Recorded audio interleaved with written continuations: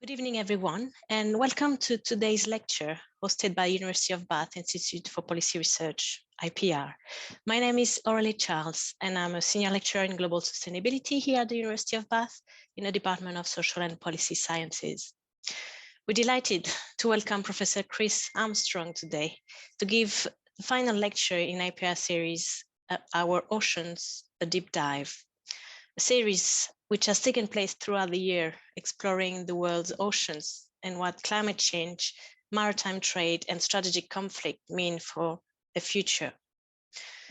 The ocean sustains life on our planet, from absorbing carbon to regulating temperatures, and as we exhaust the resources to be found on land, our oceans have become central to global sustainability. But today we are facing two urgent challenges at sea: massive environmental destruction and spiraling inequality in the ocean economy. In this lecture, Chris will discuss his latest book, A Blue New Deal: Why We Need New Politics for the Ocean. He will explore how existing governing institutions are failing to respond and makes the powerful case for a World Ocean Authority, putting equality, democracy, and sustainability at the heart of ocean politics. Chris is professor in political theory in the Department of Politics and International Relations at the University of Southampton. Alongside A Blue New Deal, he is also the author of Why Global Justice Matters, Polity 2019, Justice and Natural Resources, published by Oxford University Press, and Global Distributive Justice, published by Cambridge University Press in 2012. His research ranges across issues of conservation justice, natural resource justice, global justice, climate justice, and territorial rights.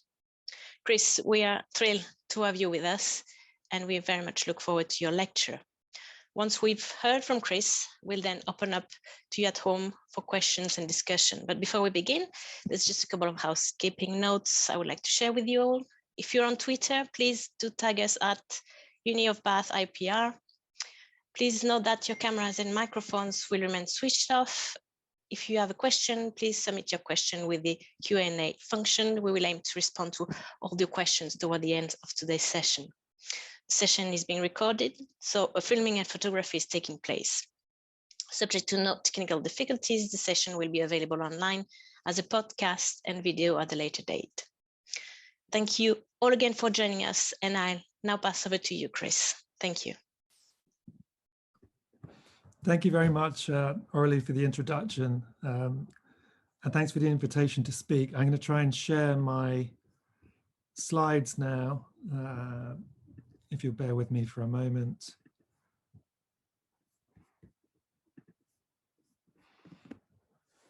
Okay, hopefully everyone can see this.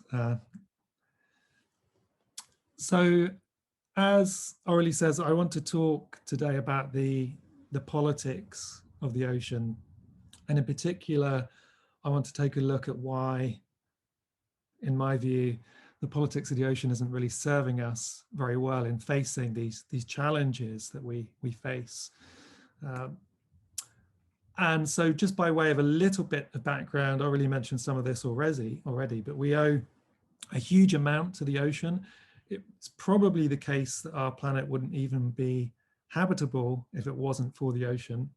Amongst other things, the ocean smooths out extremes of temperature. It drives weather patterns. That doesn't always sound good, but there are hundreds of millions of people who are dependent on monsoons that originate out to sea and so on. Hundreds of millions of people also depend on the ocean for protein and micronutrients because they eat fish and other food sources from the sea. Economies dump huge amounts of waste products into the ocean. So in that sense, we use the ocean as a sink. So climate scientists, I think, are coming to the view that whereas we once saw, for example, the forests of the world as the major carbon sink out there, the ocean is probably the world's largest carbon sink. It also produces oxygen, for which we mainly have to thank these amazing creatures called phytoplankton or plant plankton, which absorb carbon dioxide, sequester away the carbon and release the oxygen back into the atmosphere.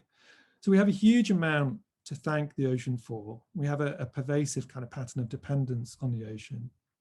But the ocean is also really important socially and culturally. So lots of societies can tell a very powerful story about the connection between land and sea. In the South Pacific, for example, we have a number of small island states the culture of which is hugely bound up in the ocean. So some South Pacific countries consider themselves to belong to a community they call Oceania. In fact, they argue they shouldn't be considered as small island states. They should be considered as large ocean states. If you look at the map, they are tiny specks in a very large ocean. So the ocean is a conduit for movement of people, for movement of goods. In all of these ways, we are pervasively dependent on it. And that dependence is accelerating.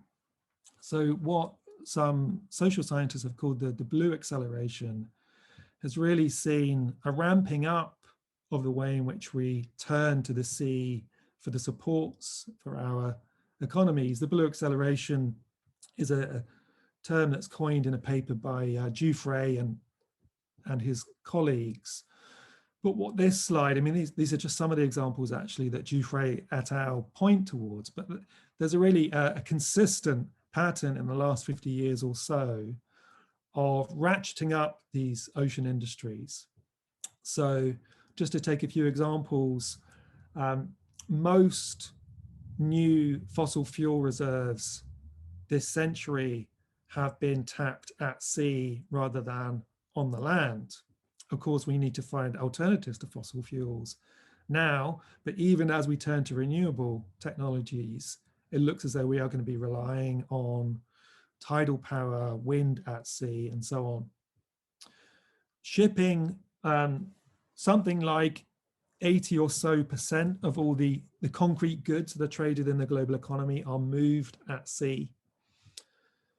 Aquaculture is fast eclipsing the capture of wild fish as a food source globally. So as you can see on the chart, marine aquaculture is rapidly accelerating. And then we find some new industries, if you like. So deep sea minerals is mentioned on the chart.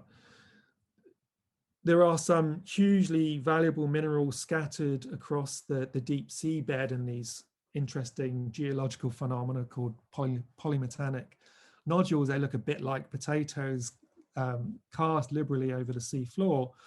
But these nodules, we now know, contain some rare earth metals, which may well be absolutely vital to high-tech industries of the future if they are to be exploited. Marine genetic resources is another interesting example. So as we look for the medicines of the future, maybe the crops of the future, we increasingly turn to genetic sequences that we find in the DNA of these incredible organisms that live out there in the deep ocean. You know, maybe a kind of jellyfish that we never had cause to think about might hold the foundation for a treatment for some life-threatening illness in the future. So the blue acceleration is really a story of the increasing centrality of the ocean economy to the global economy as a whole. The ocean economy is certainly growing faster on average than the global economy. But for all of that picture of dependence and accelerating dependence, we now face enormous challenges, and I'm going to focus on two of them. One of them is what we can call a multifaceted environmental crisis. Now, the big picture here with which we're all probably familiar is the threat posed by climate change.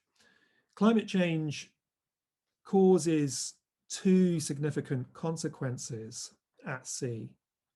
One of them is acidification. So the more carbon that the ocean absorbs in its role as probably the biggest carbon sink, the more acidic seawater is because it forms a kind of dilute version of carbonic acid. And this threatens to wreak havoc with marine food webs. So I mentioned one kind of plankton already, phytoplankton or plant plankton, But the other big foundation of the ocean ecosystem is zooplankton or animal plankton, which largely are these tiny sea creatures with shells, which are calciferous. And these creatures find it much harder to grow and to repair their shells in more acidic water. And we just don't know what happens to the ocean ecosystem if the zooplankton drops out. But the potential consequences are fairly terrifying. So that's one consequence of climate change. The other, which is maybe a bit more familiar, is warming and sea level rise. So as the atmosphere warms, the ocean eventually warms too. And as the water warms, two things happen actually. One is we get thermal expansion, which just reflects the fact that warmer water is slightly more voluminous, if you like. And the more familiar part of the story is we see the melting of great ice sheets in places like Greenland and Antarctica, which literally pours millions of gallons into the ocean, and the ocean rises in its average level as a result. And this threatens inundation in many parts of the world and possibly the complete inundation of some countries. We're also pouring all kinds of byproducts of our industries into the ocean. So there's been a great deal of public awareness lately of plastic pollution, but we can also add nitrogen pollution. So agriculture sees a great problem of runoff where nitrogen-based fertilizers find their way into rivers and eventually into the sea. And this has very negative effects on coastal ecosystems. It tends to spur the growth of lots of algae, which then dies off and sucks all of the oxygen out of the coastal areas, which can lead to massive die-offs of fish, dolphins, porpoises, and so on. Fishing practices, we're probably aware of some of the destructive practices out there, like bottom trawling. Bottom trawling disturbs fragile ecosystems on the sea floor. A really interesting study recently actually found that bottom trawling is probably responsible for more carbon emissions than the whole global aviation industry, which many followers were quite surprised by, because there is so much carbon locked away in the seafloor that then gets released again by bottom trawling. The terrifying machines on the slide are machines that have been designed to engage in seabed mining. So as I mentioned, there are these polymetallic resources liberally scattered across some parts of the deep sea floor. And those engaged in high-tech industries often tell us that we need to mine seabed resources because things like, cobalt or nickel or manganese are becoming ever more scarce back on dry land. We'll come back to that. But suffice to say, we are in a sense pummeling the ocean with a whole variety of overlapping challenges.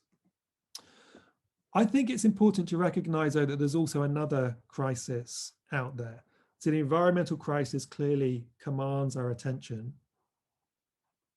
But at the same time, there is a socioeconomic crisis, a crisis of inequality. And there is a widespread pattern of oligarchy, if you like, in the ocean economy. Whichever sector of the ocean economy we choose, we find that it is fairly pervasively dominated by just a few privileged actors.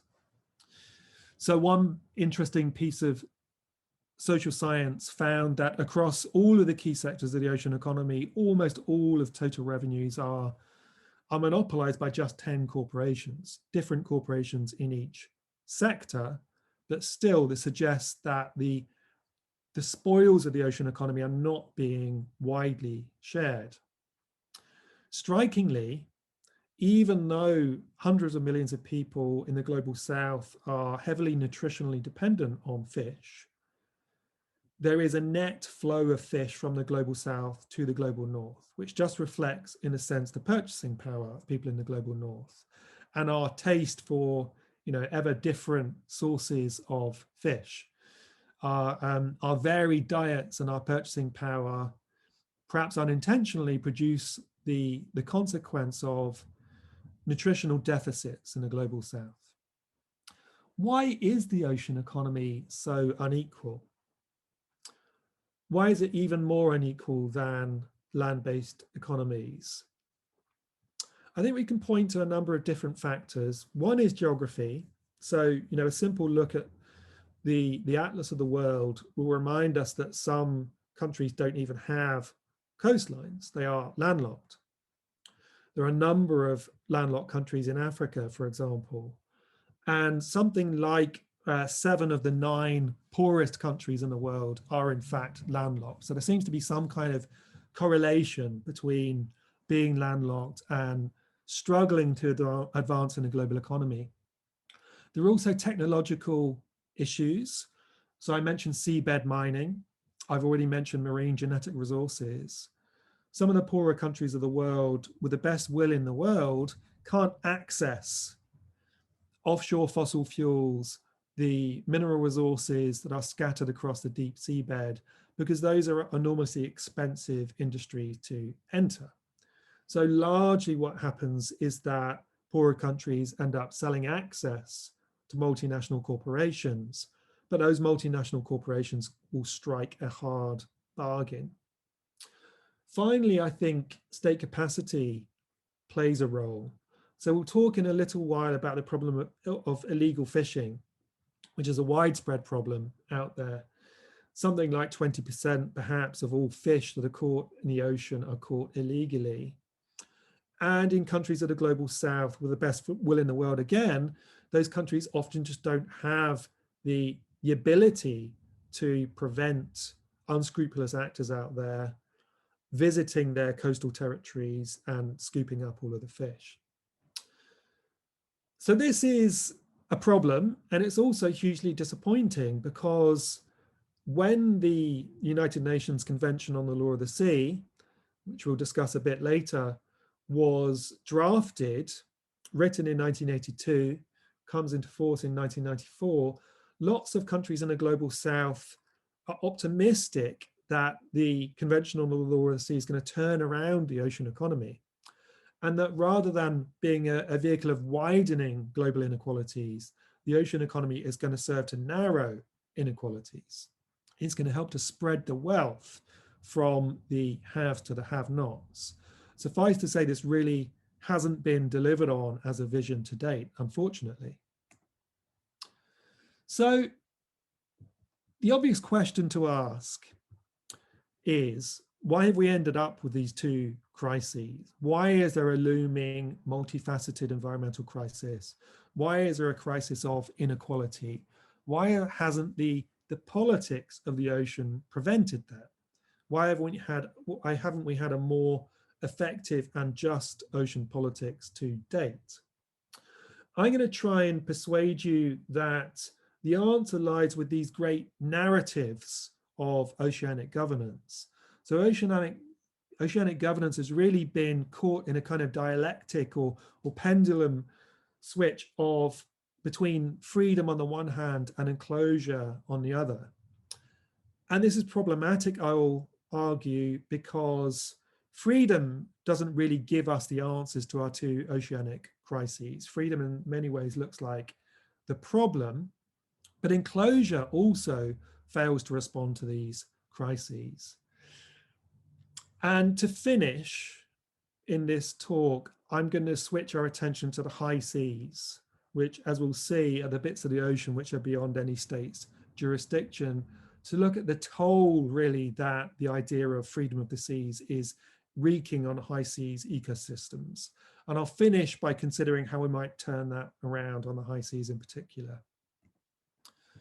Okay, so our first great narrative of oceanic governance is the idea of freedom, the free sea or freedom of the sea. And to a large extent, historically, this idea of freedom at sea is associated with one particular scholar, a legal scholar called Hugo Grocers, who's a Dutch legal scholar, who published an essay called Mare Liberum, or the Free Sea, in 1609. I know that Grocers has already been mentioned, in fact, in one of the earlier lectures in this series. And Grocers writes a really influential argument that says something along these lines. You know, the ocean is in a sense something that divides us, but it's also in a sense something that unites us. We can travel across the ocean. We can meet other communities. We can trade with other communities. Grocers, writing in a kind of theological register, says that it appears that God not only allows us to trade with other communities, but seems to want us to trade with other communities. Otherwise, why would he have put valuable resources? Why would he have sprinkled them unevenly across the globe so that one country perhaps has valuable spices, another has gold, another has valuable agricultural land, you know, and so on. In Mare Liberum, Grotius argues that we have a right and perhaps even a duty to navigate the great ocean and to engage with other communities and to trade with other communities. And although Grotius in fact is a bit less interested in this, to fish, to harvest the ocean's bounty to our heart's content. And Grotius says in Mare Liberum that although some people have said that the ocean could be turned into the property or the territory of one state or another, those arguments are not persuasive. And Grotius gives these two famous reasons why the ocean should remain free, why it should not become the territory of any one state. The first reason is that we just can't practically turn the ocean into the territory of one state or another. You know, try to plant stakes into the sea and they'll just float away. There's no way of saying this bit of the sea belongs to my country, that bit of the sea belongs to yours. Secondly, and probably more importantly, at least for our purposes, Grotius says there's no point to ownership or the extension of territorial claims over the sea because the goods that the ocean gives us are just unlimited. They seem to be infinite in their bounty. So if my country goes and fishes to its heart's content, it doesn't prevent your country from doing the same. We're never going to run up against limits in the ocean economy. Now, I think this narrative has been hugely influential. So certainly right up into the 20th century, the narrative of freedom at sea is the dominant idea of oceanic governance. But what's striking is that Grotius's arguments, for all that he becomes, as he's often called, the godfather of the law of the sea, his arguments are not good. So if we go back to those two arguments, firstly, Grotius says, look, we just couldn't turn bits of the ocean into the territory of my state or your state. We've got no practical means of doing that. Or even at the time, critics of Grotius, like the English scholar John Selden, argue that this is false, because in fact, we can use navigational tools to know exactly where we are on the sea. We can navigate by the stars and, you know, using our navigational devices. We can know when we've crossed into the territory of another state, the marine territory. So that argument doesn't seem to hold water, no pun intended. And secondly, Selden says it's obvious actually that the resources of the ocean are not in infinite supply, right? So even in the 17th century, as Grotius is writing, we had seen some localized collapses in fish stocks. Whalers, for example, you know, famously from the Basque country, often at the forefront of the whaling industry in the 17th century, Basque whalers are already reporting that they have to travel further and further south in the Atlantic to find whales to catch. So Selden says, in fact, when you consume the resources of the ocean, you do seem to make things worse for me because you introduce scarcity. And certainly in the years since Mare Liberum was published, that view seems to have been vindicated, right? So we see intense competition for what are in fact quite limited resources. Contemporary debates about marine genetic resources, you know, who's going to get to patent the genetic code of this jellyfish or that shrimp, are about control over scarce resources, or they are about the pursuit of scarce property. The second great narrative of oceanic governance is the narrative of enclosure. So I mentioned already the United Nations Convention on the Law of the Sea, which is written in 82 and comes into force finally in 1994. And the image on this slide reveals that process of territorializing the ocean. So on this slide, the light blue swathes of the ocean remain what we call the high seas, which are still governed according to the principle of the freedom of the sea. So Grocian freedom, if you like, still reigns supreme in these light blue patches. But what happens with the Convention on the Law of the Sea is that the dark blue patches become territory of individual states. So to make that a bit more specific, in the decades and centuries following on from Grocers, it did become typical for coastal states to claim marine territory.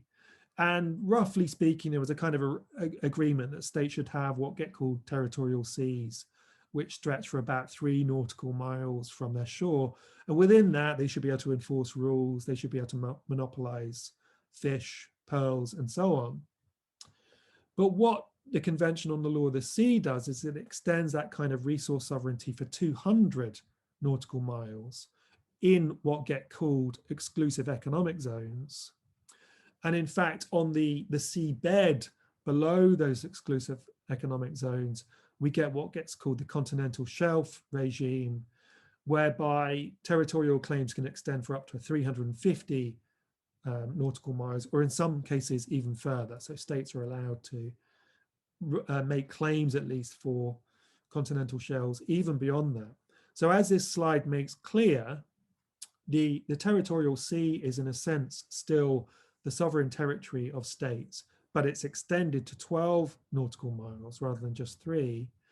And for 200, or in some cases 350 nautical miles, we see this territorialization process whereby it is the local coastal state that gets to determine who, if anyone, is going to exploit natural resources in these areas. So if you want to fish in Australia's exclusive economic zone, you need permission from Australia. It may give you access, or more likely it may sell you access. If you want to extract oil or gas from the continental shelf off the coast of Ghana in West Africa, then you probably need to pay your dues to the Ghanaian state for that kind of permission. Beyond that, we have the high seas where freedom still reigns supreme. And we have this interesting legal form of governance of the deep seabed under the International Seabed Authority, but I'm not really going to be talking about that today. We could talk about that in Q&A. So what's the problem with enclosure? There are arguments put forward in favor of enclosure. So for example, it's often argued that there's a kind of tragedy of the commons out there on the ocean, that unless we turn these extensive swathes of the ocean into state territory, we will see things like overfishing, we will see resources being used up too quickly or unsustainably or inefficiently. But actually, enclosure brings along major problems itself. One problem is, as I already noted earlier in the talk, many states just lack the technological capacity. They lack the capital, the highly expensive capital to engage in ocean industries. So with the best will in the world, some countries just don't have their own fossil fuel corporations capable of drilling offshore. And so they sell access to multinational corporations. And those access agreements tend to be highly one-sided. And the same is true in the case of fishing. So for example, in places like West Africa, there are domestic fishing concerns. Subsistence fishing goes on, but it largely goes on within the territorial sea, up to 12 nautical miles, because that's, roughly speaking, about as far as you can go under your own oar power within one day and still return back in that day. But when it comes to exclusive economic zones and the fish within those, it tends to be the case that countries in the global south, in many cases, just again sign access agreements with multinational corporations, which, as I say, drive hard bargains. So in the case of fishing agreements, which have often been struck between the European Union and West African countries, for example, on average, the coastal state only retains about 5% of the net value of any fish that are caught. The rest goes to the fishing state. So that's one problem. Enclosure doesn't really address our problem of inequality because there is such unequal capacity to engage with and benefit from the ocean economy. But our second problem also comes back with a vengeance, which is a problem of environmental destruction. So it might be that those who usher in exclusive economic zones and the continental shelf regime hope that this will be a solution to our ecological problems, but that's far from the case. So if you look at fishing effort, the amount of manpower or human power, the number of boats, the tonnage of boats that are thrown at the global fishing industry, rather than being reduced once exclusive economic zones are introduced so that fishing can be sustainable, so that fish populations can recover, fishing effort increases ninefold in the decades around the introduction of exclusive economic zones. And the net consequence of that we are probably all familiar with. So the collapse of many fish stocks, which in many cases still haven't recovered, and serious threats to many other fish stocks. So the global fishing industry is really a story of throwing more and more money, more and more capital at a dwindling number of fish. At the same time, we should also mention, because we're talking about environmental sustainability, that what the continental shelf regime has done is really just opened up yet more fossil fuel reserves for extraction. But we already, as we know, have more fossil fuel reserves than we could ever use compatibly with a safe climate. So in a sense, the offshoring of fossil fuel production has delivered lots of benefits to some multinational corporations and to the coffers of some coastal states. But if anything, it's just kind of deferred the problem of decarbonisation that we need to engage in urgently. Okay, so those are the two big problems. Freedom has not been a particularly productive narrative or model of oceanic governance, and neither has Enclosure. I thought it'd be interesting for the rest of this talk to engage specifically with the high seas. So if you can remember back to the kind of map of the different legal zones out there in the ocean, the high seas is that proportion of the water column, the water in the ocean, which is beyond national jurisdiction, so beyond exclusive economic zones. And the high seas represent about 2/3 of the world's ocean by surface area. But if you consider it by volume, we're talking about 95% at least of the ocean's volume, and something like 95% of the Earth's occupied habitat. So a huge proportion of the habitable space out there on the Earth exists in the high seas. But as we'll see, it has gone overwhelmingly unprotected. So about 1% of the high seas are protected, and we'll talk about, I think it'd be useful to talk about exactly why that might be the case. So I think the story of high seas governance, I don't want to pull my punches here, is really a story of dysfunctional governance. So if we look at the high seas fishing industry, for example, it's highly destructive. It's destructive of the seabed. It's destructive in terms of problems like bycatch, where large numbers of, for example, dolphins are killed, large numbers of fish are caught which are not the target species and which are just thrown dead into the water. We're probably familiar with these kinds of problems. Churns up lots of carbon, prevents fish populations from recovering. But what's, I think, really striking about high seas fishing is that it's, if you like, economically irrational.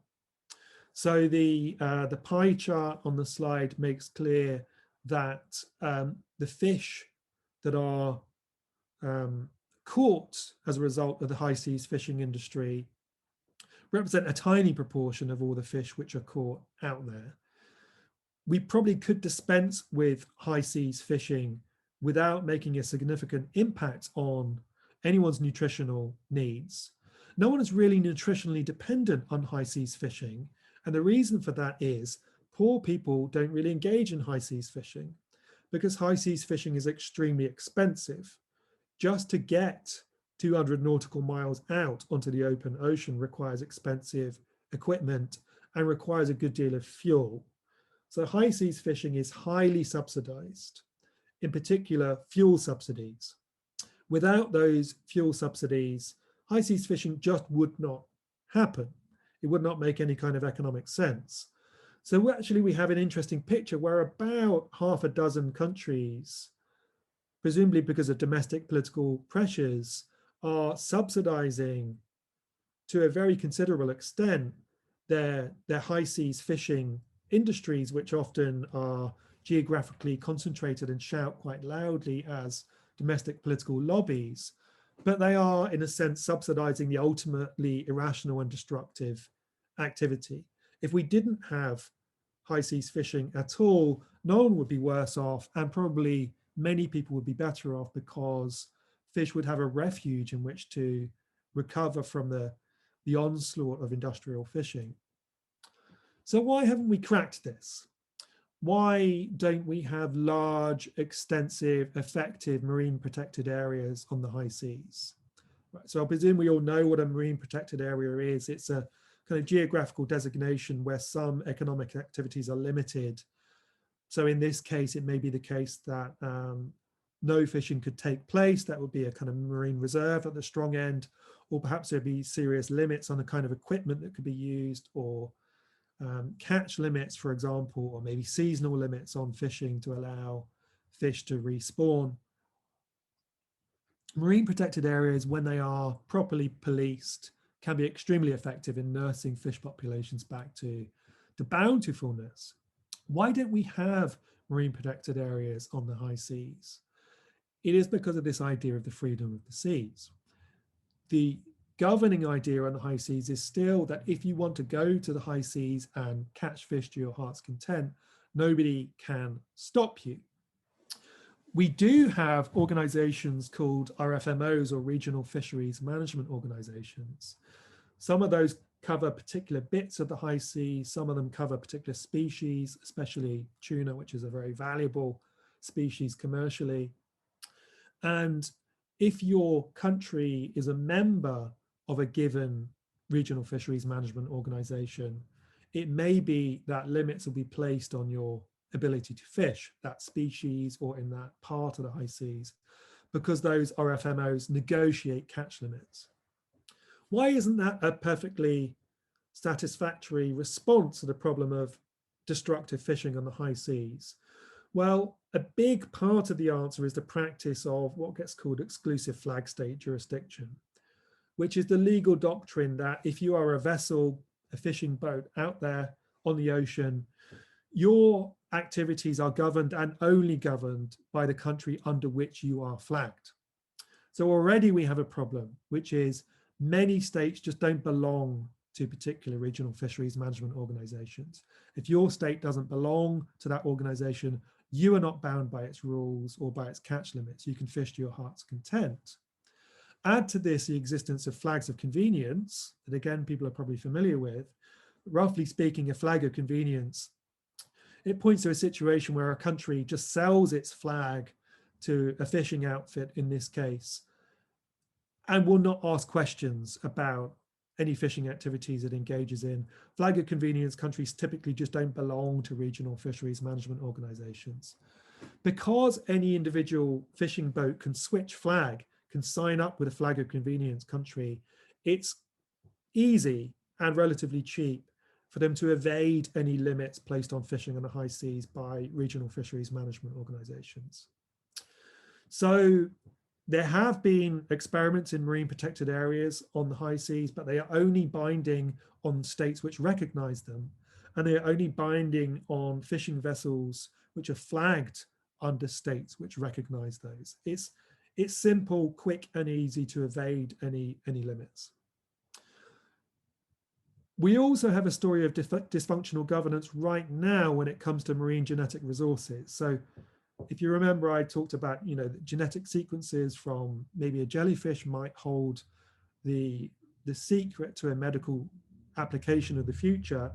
And if you can patent that, then you may make a great deal of money from that process. At present, the rule on the high seas is first come, first served. Anyone can patent marine genetic resources. They don't need anyone's permission. They don't need to pay a fee. They can simply register genetic sequences to their heart's content. And in fact, almost half of the sequences of marine genetic material that had been patented to date have been patented by just one company, BASF from Germany.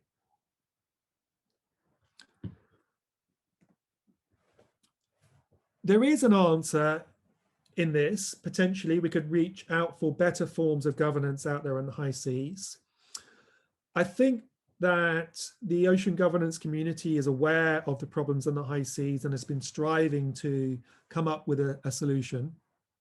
And particularly the idea of a high seas treaty, in the lingo gets called the BBNJ treaty, the Treaty on Biodiversity Beyond National Jurisdiction, because the high seas is part of the area beyond national jurisdiction. A treaty on BBNJ, a high seas treaty, is in preparation, has been in fact for a couple of decades. We've had various kind of intergovernmental panels that have not yet resulted in an agreement, but there is a draft treaty there, which is still very open-ended. Lots of decisions still get to be made. If you look at the draft treaty, which you can find on the internet, there are lots of either ors. The rule will be either we will do this or that. And the draft treaty, I think, leaves open far too many vital questions.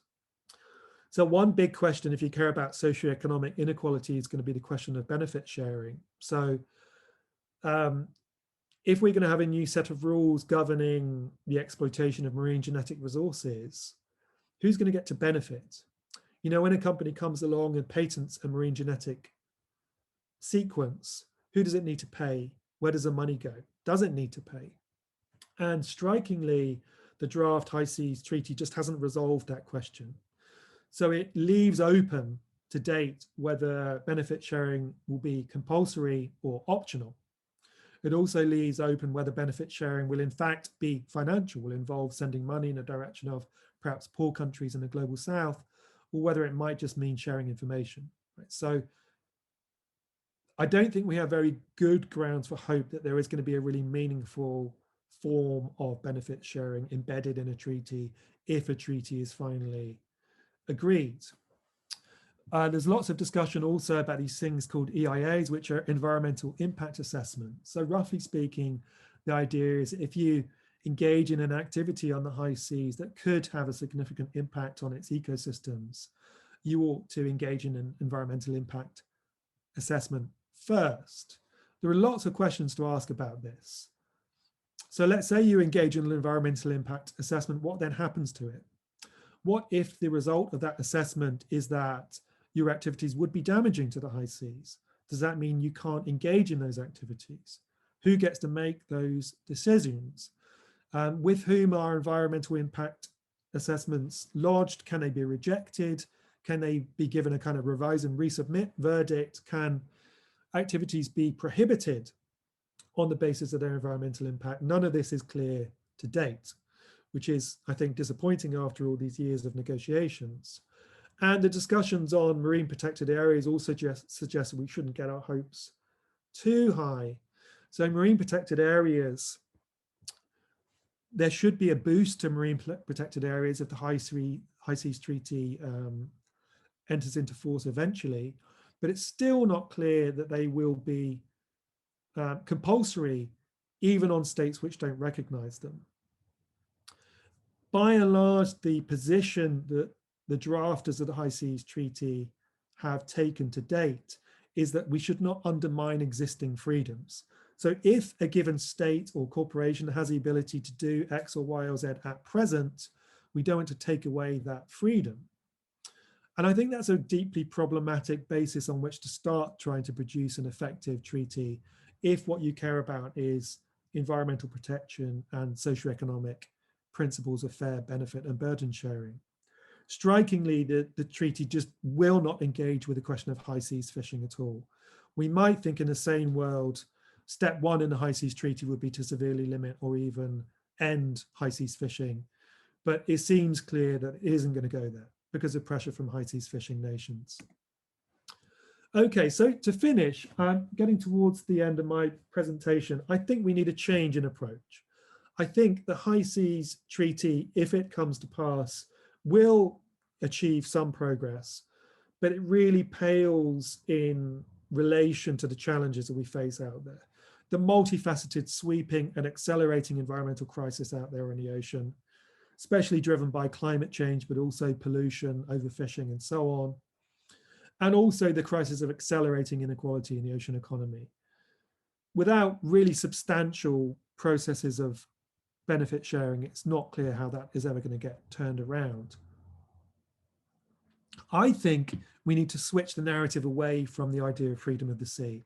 So rather than the default being that any activities are permitted on the high seas, unless we can all come together in the international community and agree that they should be limited or qualified in some ways, I think we should switch the default option so that protecting the high seas becomes the default. And any exploitative, extractive activities require permission. Now, I'm aware that this is blue skies thinking, if you like, or blue water thinking. So in my book, I paint a picture in which we, in the international community, come together to agree to create what I call a World Ocean Authority, which in a sense acts as the custodian for the high seas. The existing instruments of international law of the sea, for example, the conventional law of the sea, does say that the areas beyond national jurisdiction, including the high seas, are part of our common heritage, the common heritage of humankind. But I want to argue that they are not just the common heritage of humankind. By and large, it's not even humans who live out there in the ocean. But the ocean is the home to an incredibly diverse, complex, beautiful ecosystem with millions of species, many of them as yet unknown to science. And I think, stage one of the process of respecting and protecting the ocean is to treat it as an important, fragile, irreplaceable home for those species. I also argue that it's somewhat unfortunate, to say the least, that the governance of the ocean to date has been highly technocratic, elite-driven. We could talk about Brexit and discussions that people have had about fishing rights since Brexit, but the debates about fishing rights in the discussions leading up to Brexit are actually a fairly unusual example of issues of ocean governance finding their way into everyday political discussion. By and large, the ocean is a kind of absence in political discussion. We don't have a lively politics of the ocean, a democratic politics of the ocean. Instead, we have technocratic, elite-driven governance by lawyers and economists. And I think that if we are going to do justice to the salience of the high seas in planetary health and planetary well-being, we need the politics of the high seas to be much more democratic and inclusive than that.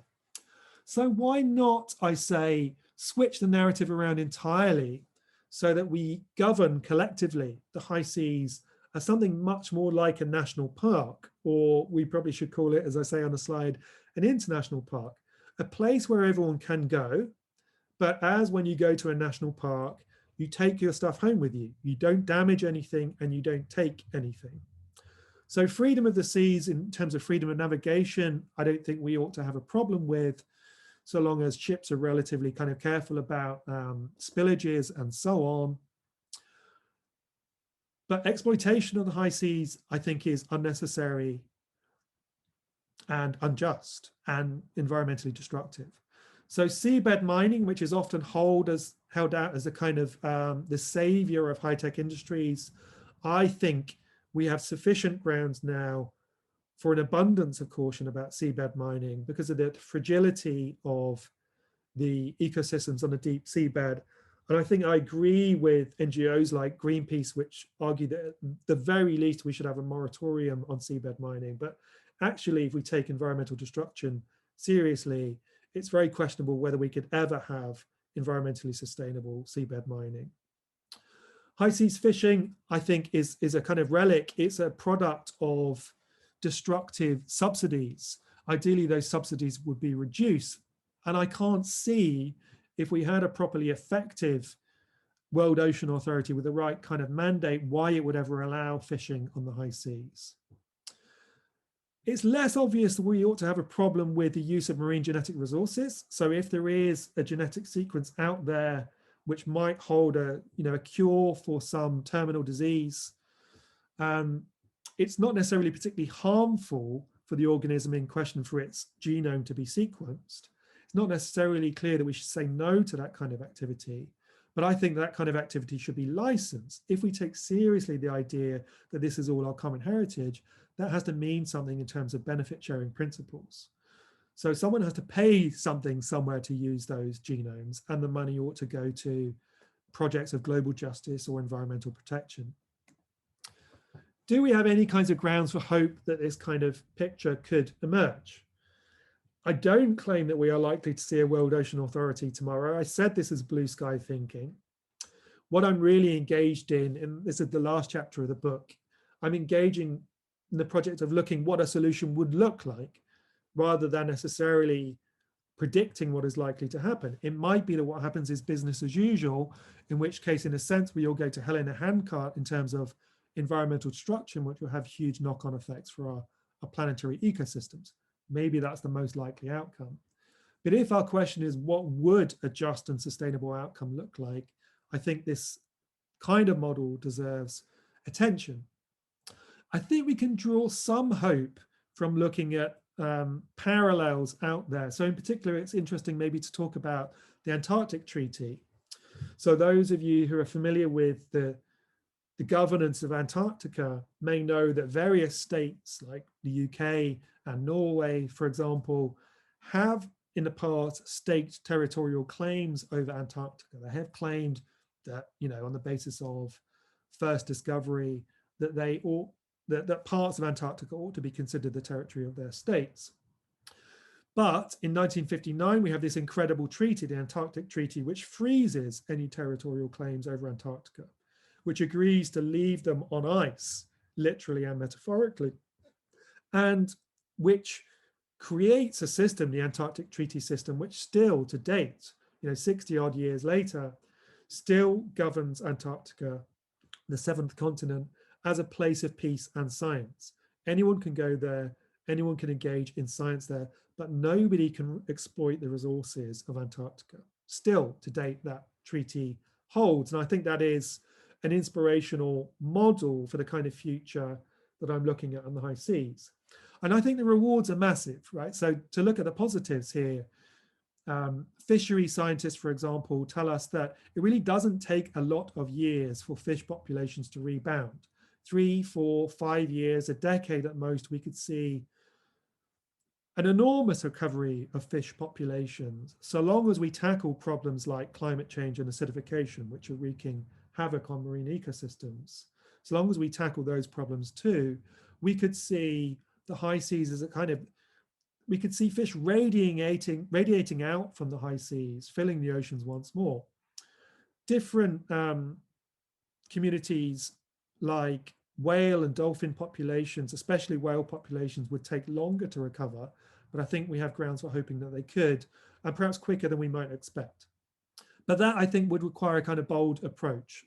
So I hope I've persuaded some of you of the problems we face and how deep the problems are, but also that we might see some chinks of light in talking about possible solutions.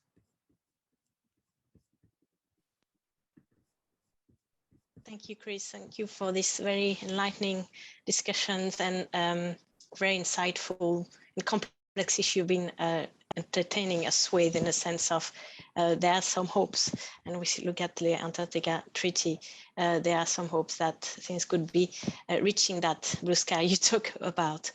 We'll start with a question from Roshan, who is from Sri Lanka, and is looking at here the issue of bottom trawling, which is a long-term issue between India and Sri Lanka.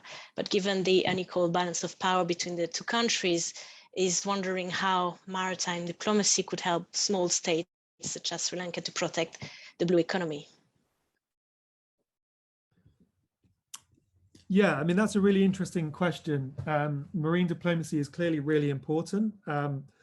Although I'm in many ways critical of the Convention on the Law of the Sea, which, we have to think looking back as a kind of pre-climate change treaty, or a treaty that comes about before widespread awareness of climate change. In any case, it has achieved successful peaceful resolutions of lots of conflicts along these lines. In terms of bottom trawling, though, I mean, I don't know too much about this case, and I don't know what each country is arguing. I don't really see a future for bottom trawling. We had these kind of incredible statements from the early years of oceanic science, where some people claim that bottom trawling is actually even beneficial or productive for the ocean, that, much like farmland, we need to plow the ocean floor to make it more fertile. We now know that that clearly is not the case, right? Bottom trawling is hugely destructive, and we learned recently it has this enormous carbon footprint. So ocean diplomacy, yes. Bottom trawling, no. I don't see, one of the most disappointing thing about the kind of post-Brexit picture in the UK is that for all that we said that we can deal with problems of, marine destruction, we are still allowing bottom trawling in our waters. Thank you. And a follow-up question from Timothy here in terms of enforcement of the ocean health initiatives and marine protected areas. How can we enforce, especially in the high seas, any treaty that could be signed and implemented worldwide? Yeah, that's a great question. So right now we do have a big problem of enforcement, especially given this curious historical practice of exclusive flag state jurisdiction, because anyone who wants to avoid being bound by a marine protected area can just flag out to a country that doesn't recognize that marine protected area. So how could we enforce, perhaps in my future of a kind of World Ocean Authority, how could we prevent unscrupulous actors from breaking the rules? So part of that picture is about data. One of the problems with high seas fishing is that it's kind of mysterious and we don't know a great deal about it. But it looks as though our ability to electronically track high seas fishing is improving all the time. But of course, we also have the kind of legal political problem of, well, even if we do find that a kind of one state is allowing its vessels to break the rules and engage in high seas fishing, what can we do about it? Maybe this is really what the question is pointing us towards. But I think we kind of have to point to familiar answers here. So, what do we do if we have a state that just won't agree to cut its carbon emissions? Well, we use diplomacy. We use the threat perhaps of trade sanctions to try and persuade or ultimately coerce states to abide by their international obligations. So I think we have a similar picture out here in terms of the protection of the high seas. I mean, I don't think there's any magical wand that would solve this problem, but ultimately that kind of that mixture of naming and shaming plus threatening, trade-related sanctions is probably our best bet. Okay, thank you. And do you think in terms of what's happening this week at the UN Ocean Conference, do you see trends of debate that are pointing towards this World Ocean Authorities, or are we very far away from that? I think it's a really mixed picture. So obviously I'm trying to follow those debates with interest. And one really important development has been the emergence of this 30 by 30 target. which suggests that we should protect 30% of terrestrial but also marine ecosystems by the year 2030. I think it's Colombia that has just announced it wants to meet that 30% target early by 2023, actually. So wonderful. So we've seen some kind of pioneers in going out there and proactively protecting the ocean. There are a couple of notes of caution. One is that the past history of marine protected areas, even within states' exclusive economic zones, hasn't been especially reassuring. So, pretty much everyone in fisheries is familiar with the idea of paper parks, the idea that a marine protected area is really often observed in name only, but doesn't necessarily make much difference on the ground. In the UK, for example, it is remarkable how many so-called marine protected areas still allow activities like bottom trawling. So marine protected areas need to be really protected, right? They need to be more like marine reserves rather than areas which just restrict a few activities. And secondly, we just need to solve this problem of marine protected areas on the high seas. So in my model, clearly, under the World Ocean Authority, that the entirety of the high seas is, in a sense, an enormous marine reserve. So we don't allow any kind of extractive activities unless we can be really sure that it's not damaging. But even on the model that is envisaged in the High Seas Treaty, as it seems to be emerging, we have this enormous problem of what exactly does it mean to have a marine protected area and who is it going to be binding on? So yeah, in terms of Lisbon, I think watch this space. I think there will be positives that come out of it, at least in terms of goal setting, but it's about having the actions that really would deliver on those goals. Thank you. We've got a question here. In terms of the debate that came out a few decades ago around storing nuclear waste in the subsea bed of the deep ocean, but then the idea was abandoned. Now, regardless of likelihood, if this idea were to be pursued again, perhaps in a trial run, and would also be safe for the ocean, how would you view this, given that you said that seabed mining is problematic and this storage effort would likely have an effect on seabed? Yeah, that's an interesting question, and one that I'll confess I haven't really thought about. So the burying of nuclear waste is not a kind of major issue in these debates to date. I think what I would say would just be very kind of conditional. So if it's true that nuclear waste has to be buried somewhere, so even existing nuclear power stations generate waste and it does need to be buried somewhere, then it ought to be buried in the safest place. It's hard to see that will be on the high seas, right? Because the reason that seabed mining has often been claimed to be on the verge of coming to fruition, but has never quite got there to date, is because it's very technologically difficult. It's drilling through often literally not drilling, but pumping things or extracting things through often literally miles of water is extremely difficult and hazardous. So I think the idea of storing nuclear waste under the high seas would be a bit terrifying because it looks as though so much could go wrong. But I also imagine that would just be prohibitively expensive. So I'm just speculating, this really isn't my area. So I would imagine that if countries were going to be burying nuclear waste under the sea, it would be within their own exclusive economic zones. And I take it that the contemporary law of the sea would provide some kind of framework for that. But yeah, that would be something I'd have to go and find out some more about, I think. Thank you, Chris. I have a question regarding any funding mechanism you'll be aware of, because we know SDG 14, life underwater, is one of the most underfunded SDG worldwide. So I was wondering, other than taxing those 10 corporations, do you see any successful cases for funding such world ocean authorities or any initiative that could lead toward that? Yeah, it's a real challenge. So we're aware of, back on dry land, the biodiversity crisis is going to require a huge ramping up of biodiversity related funding, and yet existing funding sources are just, you know, woefully under-resourced. So the Global Environment Facility in particular, it doesn't look as though we can obviously just turn to those facilities and say, well, you have the money, so let's have some of that. It looks as though they are also kind of scraping around for countries to actually meet the commitments that they've made.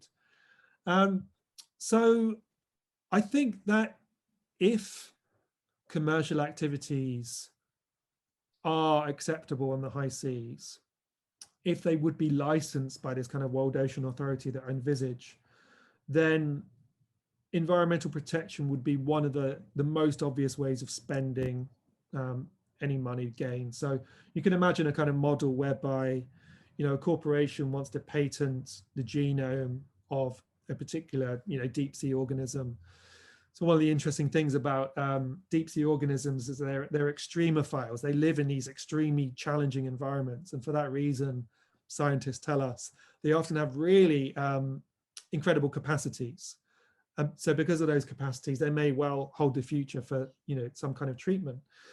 So if it looks as though, I mean, I don't see an obvious objection to a World Ocean Authority, in a sense, licensing those genomes or selling the right to patent those genomes. And that would be a source of income. And I think that environmental protection would be the obvious place to spend it. It will always remain the case that the high seas can't fix all of its own problems. Right? So the big threat to the high seas is really climate change, acidification, and that has to be fixed back on dry land. But to the extent that there are kind of high seas related problems that arise on the high seas or can be fixed on the high seas, I think marine genetic resources could provide a kind of stream of money to fund that kind of protection. Thank you, Chris. We have a question from Jenny Trujillo, who's environmental engineer from Colombia, where they have a port in the municipality of Buenaventura, which is located near area of great biodiversity. But it's also an area highly affected by corruptions, few job opportunity, and therefore population cannot really meet their own basic needs. So her question is really about here, in this condition, how can we focus policies and governance effort to help this area? Yeah, that's a really interesting question too. So one of the claims that I've made today about ocean industries is that they are highly unequal and often quite elite driven. And this means that the ocean economy often serves some interests more than others. So I think there's a really important story about how we can turn around coastal communities so that sustainable ocean industries of the future genuinely support and nurture the regeneration of these coastal communities. So that's actually key to the idea of the Blue New Deal, which I put in the title of the book because it's quite an important theme. So, you know, just as, you know, in the case of the Green New Deal, roughly speaking, the idea is, look, if we're going to have to respond to climate change, why don't we do it in such a way that we spread the benefits to left behind communities, to impoverished communities? Why don't we have a green transition that's also a just transition socioeconomically? And the idea of the Blue New Deal is very close to that. So there are lots of examples that I discuss in the book of sustainable ocean industries that also seem to have a lot of promise in terms of supporting employment, community empowerment. So one of the issues about existing ocean industries is actually they often don't support much in the way of employment. So not many people in the big scheme of things are involved in offshore fossil fuel extraction. Not many people are employed in industrial fishing outfits. But we could see the emergence of, well, some examples would be some forms of marine aquaculture like shellfish farming or seaweed aquaculture, for example. We could see those things being really locally based community-driven industries that supported lots of employment and helped, because coastal communities on average in many countries are relatively poor and disadvantaged. I think these are really kind of important possibilities to investigate. The question did mention ports. Another example there is the idea of green ports, where rather than ports being these kind of big dirty places where ships come and go and often emit lots of nasty pollution, we could see ports transitioning into, you know, the idea of the green port, which is that they might be electrified, that shipping might be electrified, might be made sustainable, that green ports might actually be recycling hubs, that they could have a future in the green transition more broadly. So those are some of the ideas I'd point towards, but I think there are lots of kind of possibilities there for turning around these areas. Yes, certainly. And I don't know if you attended Mark Spalding lecture a few weeks ago with us, who's the president of the Ocean Foundation. He talked about a lot of community-led initiatives that they've been working on, have been very successful. So, yeah. So thank you, Chris. Thank you for your time today. And thank you for such a brilliant presentation. I'm sure we've all learned a lot today. We're really grateful to your time and expertise. Thanks also to all of you at home for joining us today. As mentioned, the event will be available as a podcast and online video shortly. The recordings of all events in the series, including Mark Spalding's lecture, are available via the IPR website. So have a look at our website, bath.ac.uk/IPR. Where you'll be directed to the relevant pages. Thank you again to Chris, and to you all at home. Enjoy the rest of your day.